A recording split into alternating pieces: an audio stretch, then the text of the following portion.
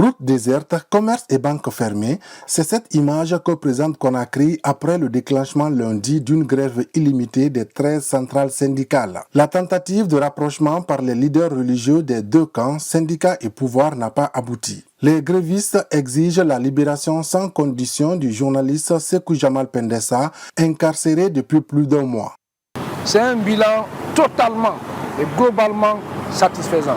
Tous les secteurs d'activité professionnels, que ce soit dans le secteur public, dans le secteur privé, ont répondu à notre appel. En Guinée, il n'y a pas eu de travail aujourd'hui, c'est ce que l'histoire retiendra. On a été à la rencontre de ces éminentes personnalités de notre pays, notamment le premier membre de la Grande Mosquée.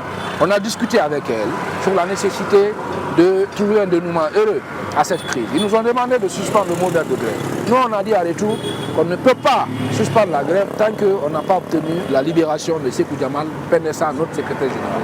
En retour, ils ont promis d'aller faire le compte rendu au président, le général Mamadi Doumbouya, et en fin de compte, ils nous tiendront au courant de ce qui va suivre. En attendant, nous en appelons encore à la mobilisation de l'ensemble du peuple de Guinée pour poursuivre la grève jusqu'à la satisfaction totale et intégrale de nos points de revendication. Cette contestation est lancée dans un climat de tension sociale. Pour certains citoyens, cette manifestation va permettre au président de la transition de revoir sa gestion et privilégier le dialogue. Sans la paix, rien ne peut marcher.